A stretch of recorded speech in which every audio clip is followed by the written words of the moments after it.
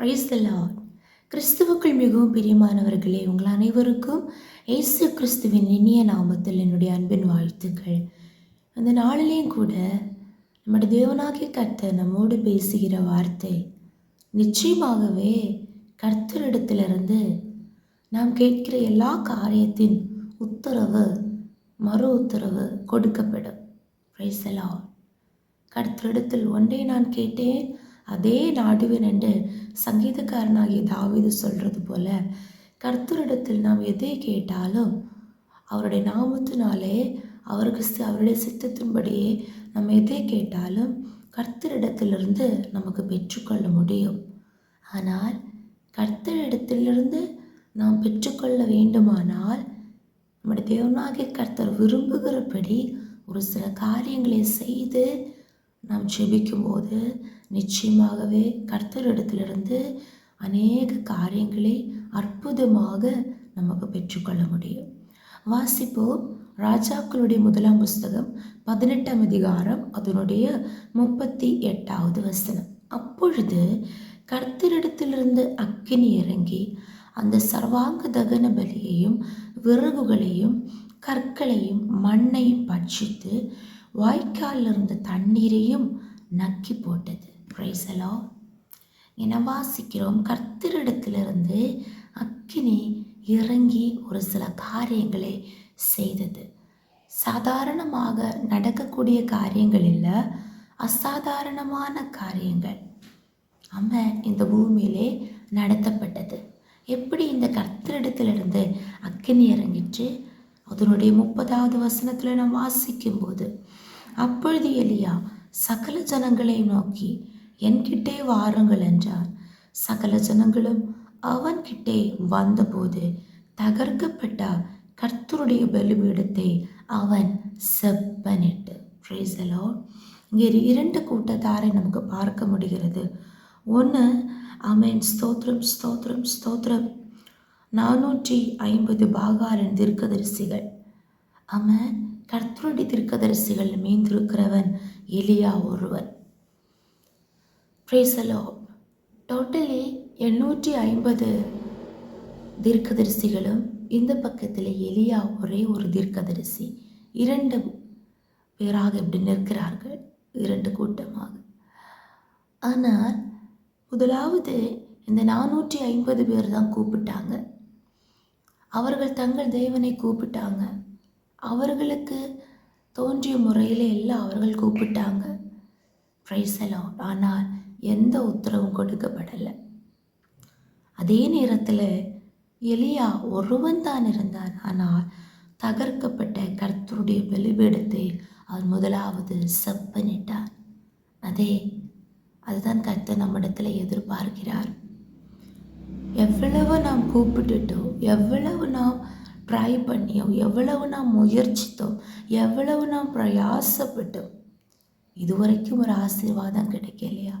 இதுவரைக்கும் ஒரு சமாதானம் கிடைக்கலையா? இதுவரைக்கும் ஒரு ஆறுதல் கிடைக்கலையா? இப்போவும் கண்ணீரில் தானே இருக்கிறீங்க? இப்போவும் சமாதானம் இல்லாத வாழ்க்கையா? ஆமென். ஒரே ஒரு காரியத்தை செய்யுங்க.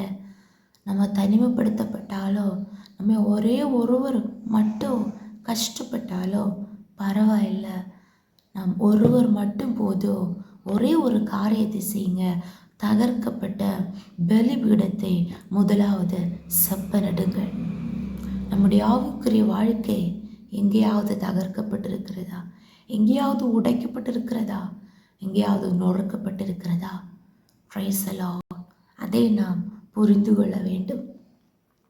நாம் கர்த்தரை கூப்பிடுகிறோம். எப்படி அவரை கூப்பிடுகிறோம்? எப்படி அவரை பிரியப்படுத்துகிறோம்? இங்கே முதலாவது எலியா கர்த்தருடைய பலிபீடத்தை செப்பனிட்டார். Praise the Lord. ஜெப குறைவுகள், ஆராதனை குறைவுகள், வேதவசன தியான குறைவுகள், தேவனிடத்தில் இருக்கிற அன்பு, விசுவாசம் எங்கெங்கேயோ குறைவுபட்டது. ஆதி அன்பு, ஆதி விசுவாசம், பிரைஸ் தி லார்ட், ஆதி காலத்தில் இருந்த அனுபவங்கள், ஆதி காலத்தில் இருந்த நற்சாட்சி, இதெல்லாம் எங்கேயோ தகர்க்கப்பட்டிருக்கிறது. அதையெல்லாம் நாம் அந்த கர்த்தருடைய பலிபீடத்தை, நம்முடைய ஆவிக்குரிய வாழ்க்கையை நம்ம செப்பனிட்டு ஆவிக்குள்ளான மனுஷனை நம்ம நம்ம பலப்படுத்தும் போது அடுத்து ஒரு சில காரியங்களை அவர் செய்கிறார். Praise the Lord. 31, 32, 33, 34, 35 வசனங்களிலே இந்த தகர்க்கப்பட்ட பலிபீடத்தை செப்பனிட்ட பின்பு மற்றவர்கள் செய்யாத ஒரு சில காரியங்களை எலியா செய்கிறார். ஹல்லேலூயா. எல்லாரும் பார்த்துட்டே இருக்கிறாங்க, இது என்ன நடக்க போகிறது. ஆனால் அவன் தகர்க்கப்பட்ட பலிபீடத்தை செப்பனிட்டு கர்த்தரிடத்தில் வேண்டிக் கொண்ட போது, ஆமென், பிரைஸ் தி லார்ட், கர்த்தரிடத்திலிருந்து அக்கினி இறங்கிற்று. Praise the Lord. அவர் ஜெபித்த ஒரு ஜெபம் 36வது வசனம், ஆமென், இஸ்ரவேலிலே நீர் தேவன் என்றும்.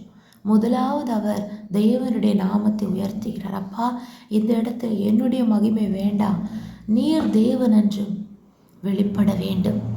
ஆமென்.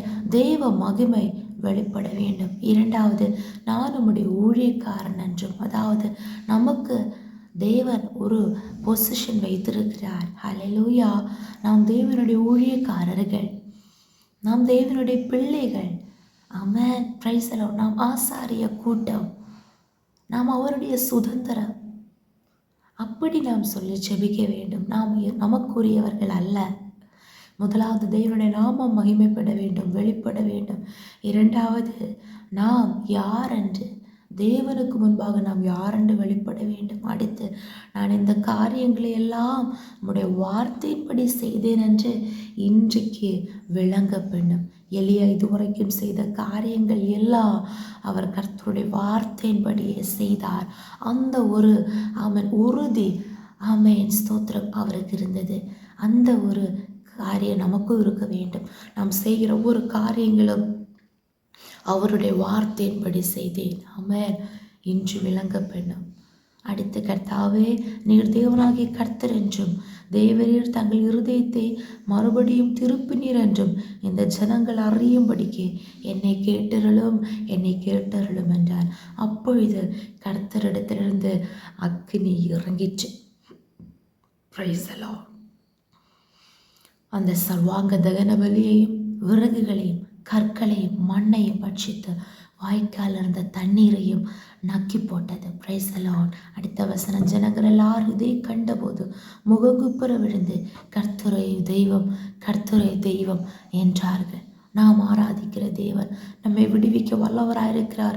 அவர் எருகிற அக்குனி சூளைக்கும் ராஜாவினுடைய கைக்கும் தப்புவிப்பார் என்று சாத்ராக், மேஷாக், அபேத்நேகோ சொன்னது போல, அவர்கள் கர்த்தருக்காக தங்களுடைய வாழ்க்கையை, சரீரத்தை ஒப்பு கொடுத்தது போல, நாமும் நம்மே தேவ சமூகத்தில் ஒப்பு கொடுத்து அவருடைய சித்தத்தின்படி ஒவ்வொரு காரியங்களை செய்து நம்முடைய ஆவிக்குரிய வாழ்க்கையில் இருக்கிறதான குறைகளை எல்லாம் நிறைவாக்கி சரி செய்து, ஆமென், சீர்படுத்தி நம்மை ஸ்திரப்படுத்தி நாம் ஜெபிக்கும் போது கர்த்தரிடத்திலிருந்து சில காரியங்கள் நமக்காக வெளிப்படும்.